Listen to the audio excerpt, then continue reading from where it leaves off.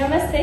તો વાત કરીએ કે આ વરસાદની સિઝનની, તો આજે વરસાદની સિઝન ચાલી રહી છે, તો ઘણા લોકો બીમાર થઈ રહ્યા છે, ઘણા બધી લોકોને રોગોથી પીડિત છે. તો એનું માર્ગદર્શન આપવા માટે આપણી વચ્ચે ઉપસ્થિત છે આયુષ હોસ્પિટલના નામાંકિત ફિઝિશિયન ડોક્ટર ચિંતન ટીલાળા સર. સર, હું તમને એમ પૂછવા માંગુ છું કે આ વરસાદની સિઝન છે, તો કયા રોગો થવાની સંભાવના સૌથી વધારે રહી વરસાદની સિઝનમાં? વરસાદની સિઝનમાં મુખ્યત્વે મચ્છરજન્ય રોગો જેવા કે ડેન્ગ્યુ, મલેરિયા, ચિકનગુનિયા, એ સિવાય પેટને લગતા જેમ કે ટાઇફોઇડ, એ સિવાય વાયરસ જેવા કે શરદી, ખાંસી, ઉધરસ આ વધારે થવાની શક્યતા રહે છે. સર, તો તમે વાત કરી કે ડેન્ગ્યુ નિવારક, તો ડેન્ગ્યુ રોગ થાય છે તો એનાથી બચવા માટે આપણે શું કરવું જોઈએ? ડેન્ગ્યુ મુખ્યત્વે મચ્છરથી થતો રોગ છે, એટલે આપણે મચ્છરનો ઉપદ્રવ ઘટાડવો જોઈએ. એ ઘટાડવા માટે આપણે પાણી છે ભરાય નહીં આજુબાજુમાં, એનો ખ્યાલ રાખવો જોઈએ. મચ્છર કરડે નહીં એના માટે પૂરતા કપડાં પહેરવા જોઈએ. મચ્છરનો ઉપદ્રવ જે રીતે ઘરમાં ઘટાડી શકીએ એનો પ્રયત્ન કરવા જોઈએ. જે વગેરે કાળજી રાખવાથી મચ્છર ઘટશે તો ડેન્ગ્યુ અને એના જેવા વાયરસ ઘટશે.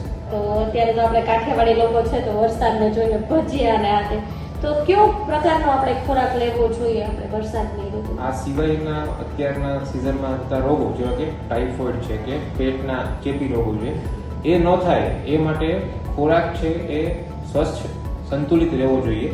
કોઈ બહારનું લારીનો ખોરાક છે જે વાસી હોય તે ન લેવો જોઈએ, અને ગરમ કરેલો જ ખોરાક અને ઘરનો જ ખોરાક ખાવો જોઈએ, જેથી આવા રોગો ના થાય.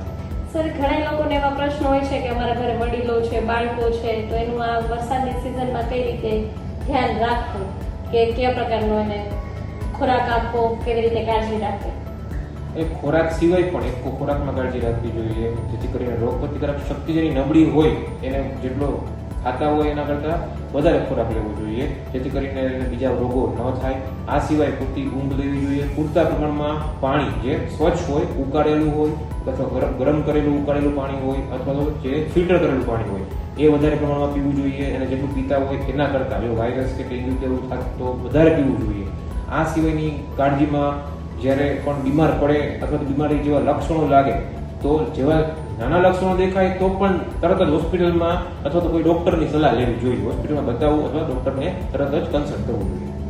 અત્યારના ઘણા લોકોને એવું છે કે તરત હોસ્પિટલે ના આવે, નાનું મોટું થાય તો એમ પોતાની રીતે કે દવા લઈ લે, તો એવું ના કરવું. ના, સ્વદવા ન લેવું. સેલ્ફ મેડિકેશન છે એ પોતાને જ નુકસાન પહોંચાડે છે, એટલે સેલ્ફ મેડિકેશન ક્યારેય ન લેવું જોઈએ. કોઈ પણ નાના લક્ષણો દેખાય કે મોટા લક્ષણો દેખાય ડોક્ટરનો અથવા હોસ્પિટલનો કોન્ટેક્ટ અથવા તો સંપર્ક કન્સલ્ટેશન કમ્પલસરી કરવું જ જોઈએ. નાના લોકો હોય કે વડીલો હોય બધા માટે આ નિયમ લાગુ પડે છે. સર, અને રોગ પ્રતિકારક શક્તિ વધારવા માટે શું કરવાનું? રોગ પ્રતિકાર શક્તિ વધારવા માટે જે મેં બધા મુદ્દાઓ કીધા એ બધા જ મુદ્દાઓ રોગ પ્રતિકાર શક્તિ વધારે છે. પૂરતો સંતુલિત ખોરાક લેવો, પાણી છે એ પૂરતા પ્રમાણમાં પીવું, ઊંઘ છે એ નિયમિત કરવી જોઈએ, ખોટા ઉજાગરા ન કરવા જોઈએ. જે લીલા શાકભાજી છે, ફળો છે, કઠોળ છે, જે સંતુલિત આહાર છે એ પ્લસ ઉકાળેલું અને જે સ્વચ્છ પાણી છે એ પીવું જોઈએ. બહારના ખોરાક છે એ સાવ ઓછા અથવા તો બંધ કરી દેવા જોઈએ, વગેરે કાળજી રાખી શકાય. ઓકે, તો આયુષ હોસ્પિટલનો સંદેશ એ છે કે વરસાદની મજા માણવો ગુનો નથી, પણ પોતાની આરોગ્ય માટે કોઈ દિવસ બેદરકાર બનવું નહીં. અને અમારી આયુષ હોસ્પિટલની ટીમ તમારા માટે 24 કલાક હાજર છે. So thank you.